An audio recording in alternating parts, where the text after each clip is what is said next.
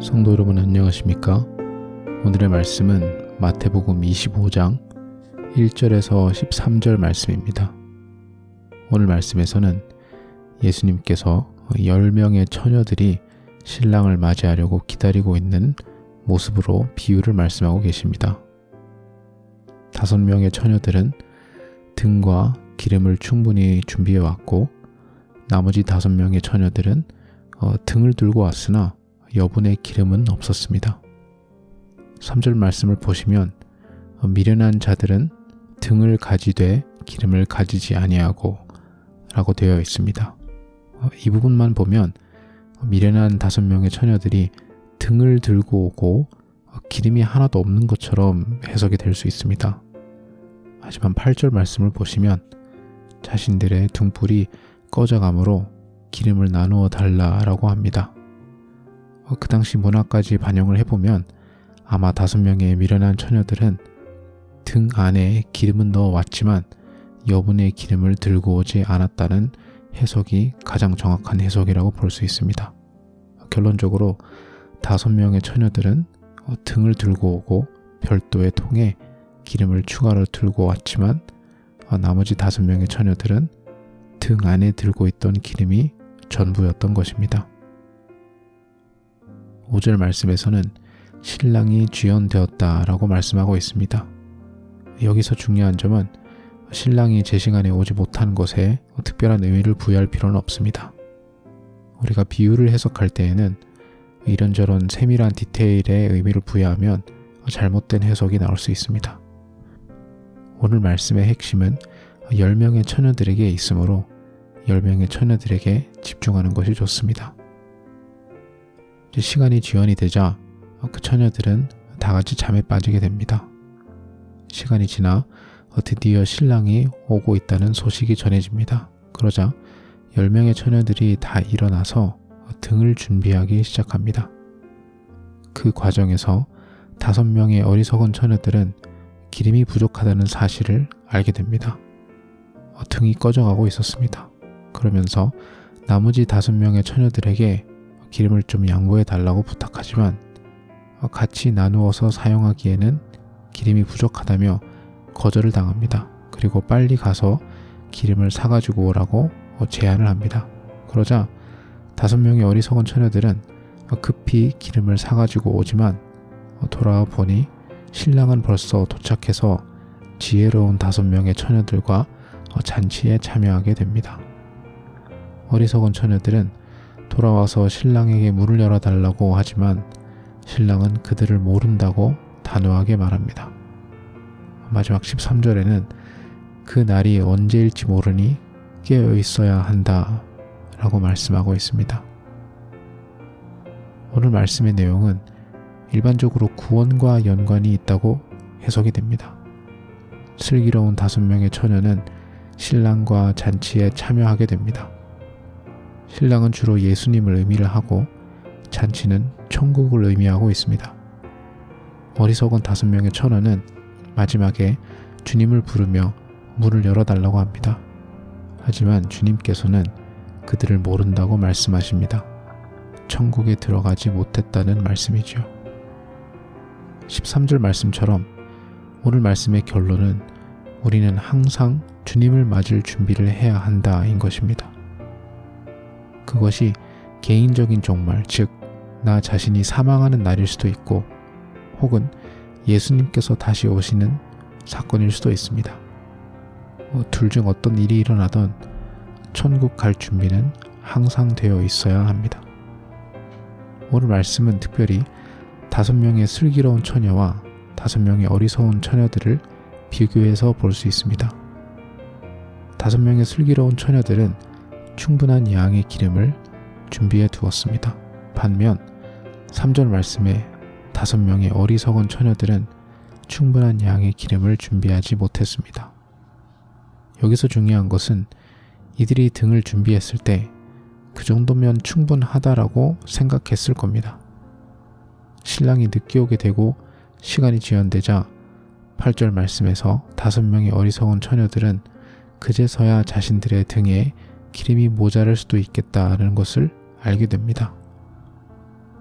그들은 자신들이 들고 온 기름의 양이 충분하다고 착각을 했던 것입니다. 기름이 모자랄 수 있겠다는 사실을 깨닫고 슬기로운 5명의 처녀들에게 기름을 나누어 달라고 합니다. 하지만 슬기로운 5명의 처녀들은 나누기에는 양이 부족하다고 말을 하며 직접 가서 구매해오라고 제안을 합니다.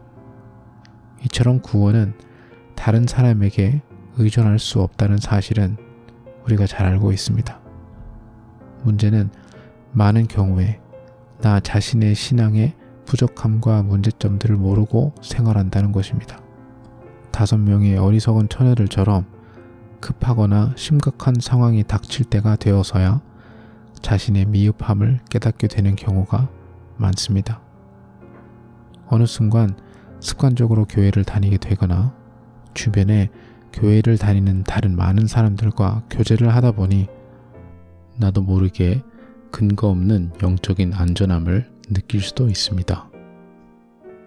나의 주변에 아무리 많은 사람들이 진정한 그리스도인으로 살아가더라도 나를 위해서 기도해 주는 분들이 많다 하더라도 그들의 신앙이 나를 구원에 이르게 할 수는 없습니다. 물론 영향은 받을 수 있습니다.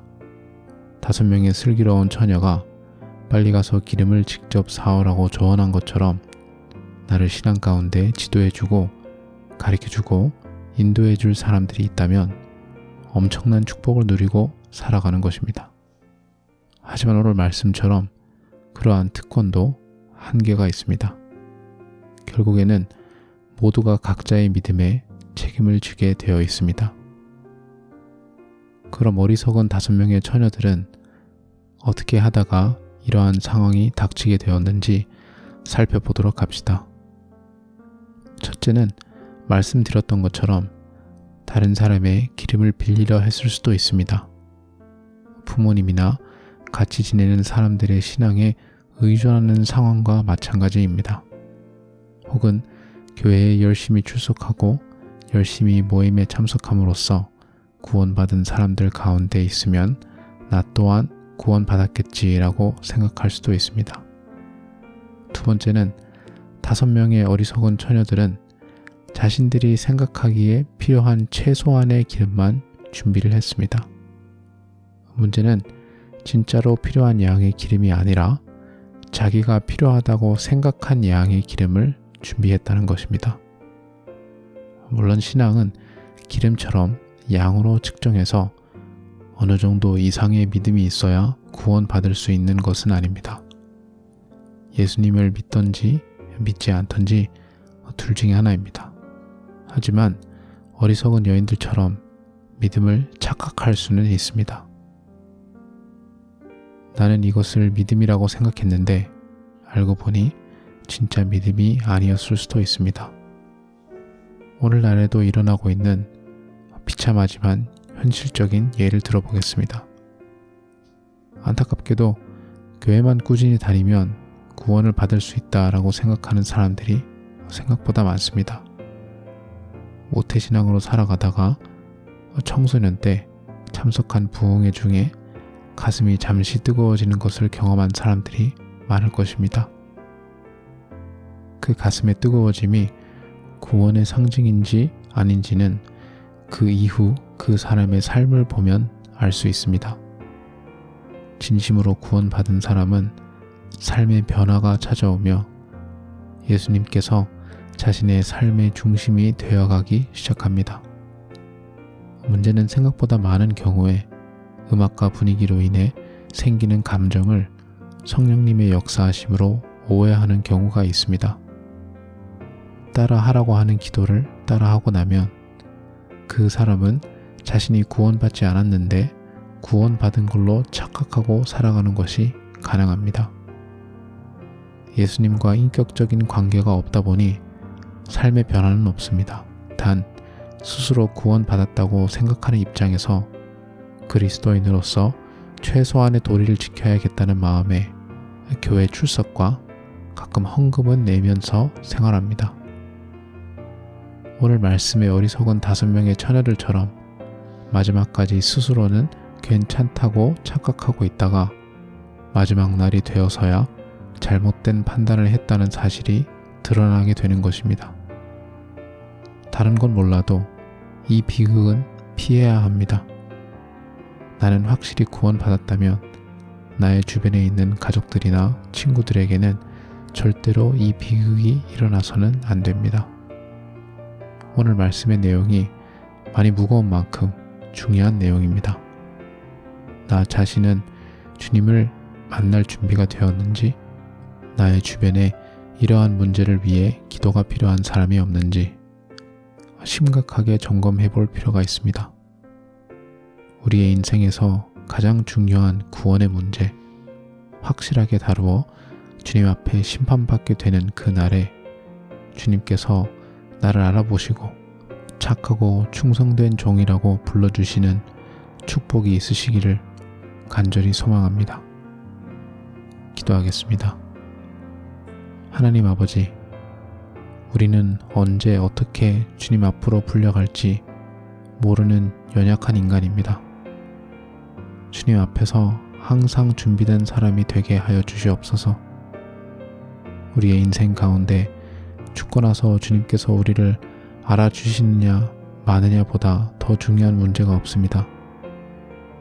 날마다 기억하면서 살아가게 하여 주시고 진심으로 구원받은 자로서 주님과 함께하는 만찬을 기대하며 살아가는 저희 모두가 될 수 있도록 주여 인도하여 주시옵소서. 감사드리며 예수님 이름으로 기도드립니다. 아멘.